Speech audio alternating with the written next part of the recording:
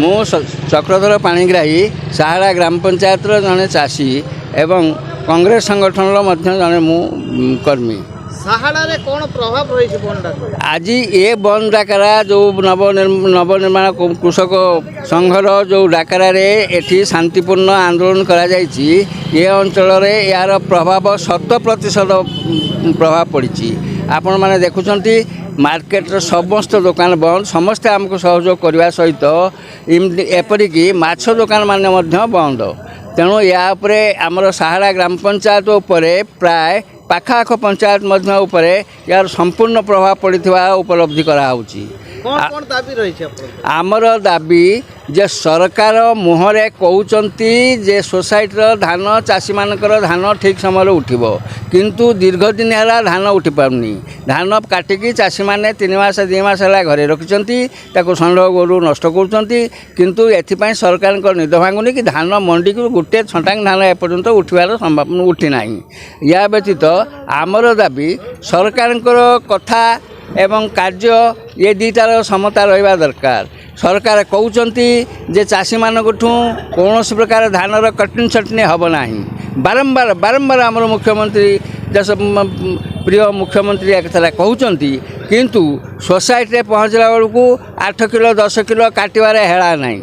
ଆଉ କାହାରି କଥା କେହି ଶୁଣିବାକୁ ନାହାନ୍ତି।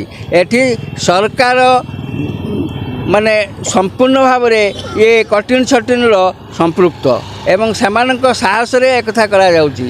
ମିଲର, ମନ୍ତ୍ରୀ, MLA, ସରକାରୀ ନେତା ମାନେ ଯେଉଁ ଆମ ନେତାମାନେ ଏବଂ ସବୁ କର୍ମଚାରୀ ସୋସାଇଟି ସେକ୍ରେଟାରୀ ସୋସାଇଟି କର୍ମଚାରୀମାନଙ୍କୁ ମଧ୍ୟ ଏଥିରେ ସମ୍ପୃକ୍ତ। ସମସ୍ତଙ୍କ ମଧୁଚନ୍ଦ୍ରିକାରେ ଇଏ କଟିଂ ଛଟିଂ ଚାଲିଛି। ଚାଷୀମାନଙ୍କୁ ଶୋଷଣ କରାଯାଉଛି। ଯେଉଁ ଚାଷୀମାନେ ଦେଶକୁ ଖାଦ୍ୟ ଯୋଗାଉଛନ୍ତି ସେମାନଙ୍କ ପ୍ରତି ସାମାନ୍ୟତମ ଦରଦ ନାହିଁ ଏ ସରକାରଙ୍କର। ଏ ସରକାର ସମ୍ପୂର୍ଣ୍ଣ ଭାବରେ ଅପାରଗ। ଏ ସରକାର କୌଣସି କାର୍ଯ୍ୟରେ ନିଜର ପାରଗତା ଦେଖାଇ ପାରୁନାହାନ୍ତି ଏପର୍ଯ୍ୟନ୍ତ। ତେଣୁ ଆମର ଅନୁରୋଧ ଯେ ବର୍ତ୍ତମାନ ଯେଉଁ ଚାଷୀମାନଙ୍କୁ ଶୋଷଣ କରାଯାଉଛି ସେ ଶୋଷଣରୁ ଚାଷୀମାନଙ୍କୁ ରକ୍ଷା କରିବା ସହିତ କଟିଂ ଛଟନୀ ବନ୍ଦ କରି ଧାନ ଉଠାନ୍ତୁ ଏବଂ ଧାନ ଯେଉଁମାନଙ୍କର ଯେତିକି ଆସିବା କଥା ତାକୁ ମଧ୍ୟ ସରକାର ତାଙ୍କର କଟେଇ ଦେଇଛନ୍ତି।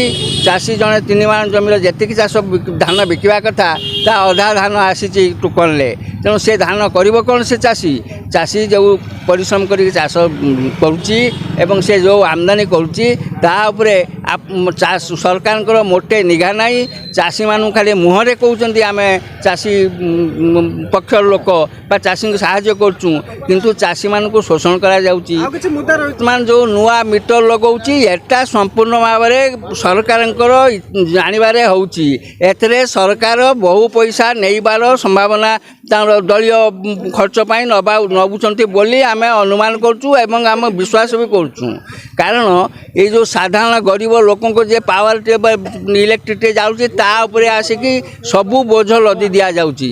ଚାଷ ତ ଏକଥା କଲେ, ପୁଣି ଇଲେକ୍ଟ୍ରିକ୍ ବାବଦ ଏକଥା କଲେ, ଇଲେକ୍ଟ୍ରିକ୍ ଉପରେ ଯାହାଟା କରାହେଉଛି ତା ମଧ୍ୟ ଚାଷ ଉପରେ ପ୍ରଭାବ ପଡ଼ୁଛି। ତେଣୁ ୟା ଉପରେ ବି ସରକାର ନଜର ଦିଅନ୍ତୁ ଯେ କେମିତି ସାଧାରଣ ଗରିବ କହୁଛ, BPL ଲୋକ କହୁଛ, ତାଙ୍କୁ ଇଲେକ୍ଟ୍ରିକ୍ ଫ୍ରି ଦିଆଯାଇଛି ଗଭର୍ଣ୍ଣମେଣ୍ଟ ତରଫରୁ ବି ବହୁତ ଅଛି, କିନ୍ତୁ ତାଙ୍କ ଉପରେ ଟାଟା କମ୍ପାନୀର ଯେଉଁ ଶୋଷଣ ନୀତି ସେ ଚଳେଇଛି ତାକୁ ସରକାର ଆଖି ବୁଝିକି କାହିଁକି ସମର୍ଥନ କରୁଛନ୍ତି? କ'ଣ ତାଙ୍କର ଉଦ୍ଦେଶ୍ୟ? ଯଦି ତାଙ୍କର ସମ୍ପୃକ୍ତି ନାହିଁ ସେମାନେ ତାକୁ ବିରୋଧ କରିପାରନ୍ତେ, କିନ୍ତୁ ସରକାର କେହି ବିରୋଧ କରୁନି, ବରଂ ତାଙ୍କୁ ଉତ୍ସାହିତ କରୁଛି। ତେଣୁ ଏହା ମଧ୍ୟ ଆଗାମୀ ଦିନ ପାଇଁ ବହୁ ମହଙ୍ଗା ପଡ଼ିବ ଏ ସରକାର ପାଇଁ। ଆଜି ଆମେ ଏଇ ସଚେତନ କରୁଛୁ ସରକାରଙ୍କୁ। ଯଥେଷ୍ଟ ସମୟ ଅଛି। ବର୍ତ୍ତମାନ ଚାଷୀ କୂଳକୁ ସୁରକ୍ଷା ଦେବା ପାଇଁ ସରକାର ଠିକ୍ ନୀତି ଅବଲମ୍ବନ କରନ୍ତୁ। ୟା ବ୍ୟତୀତ ଆମର ପୂର୍ବତନ କହିଥିଲେ ଯେ ଜୟ ଯବାନ ଜୟ କିଷାନ। ୟାର ଅର୍ଥ ବି ଏ ସରକାର ବୁଝିବା ଦରକାର। ଯେମିତି ଦେଶ ରକ୍ଷା ପାଇଁ ଯବାନଙ୍କର ଆବଶ୍ୟକତା ରହିଛି, ସେହିଭଳି ଭାବରେ ଖାଦ୍ୟ ଯୋଗାଇବା ପାଇଁ ଦେଶରେ ଲୋକ, ମଣିଷ, ପଶୁ, ପକ୍ଷୀ ଯେତେ ଜୀବଜନ୍ତୁ ଚାଷୀର ଆବଶ୍ୟକତା ରହିଛି। ଚାଷୀମାନଙ୍କୁ ଶୋଷଣ କଲେ ଏ ସମାଜ ଦୁର୍ବଳ ହୋଇଯିବ। ଏଣୁ ଏହାର ସମ୍ପୂର୍ଣ୍ଣ ଗୋଟେ ଭଲ ପଟ୍ଟନାୟକ ନଗର କଂଗ୍ରେସ ସଭାପତି ବାସୁଦେବପୁର ମ୍ୟୁନିସିପାଲିଟି। ଓଡ଼ିଶା ଡାକରା ବନ୍ଦ ଥିବା ବେଳେ यार प्रभाव बाजदपुर अंचल कौन प्रभाव देखो बासुदेवपुर भी प्रभाव पड़ी ये कृषक महासंघ जो सारा ओडिशा बंद डाकरा देती ताकू जातीय कांग्रेस माने पीसीसी निर्देश रे सारा ओडिशा रे आम समर्थन करछु। बासुदेवपुर कांग्रेस से कृषक मानकर दाबीटा को समर्थन जनाई आज बासुदेवपुर बंद अच्छी।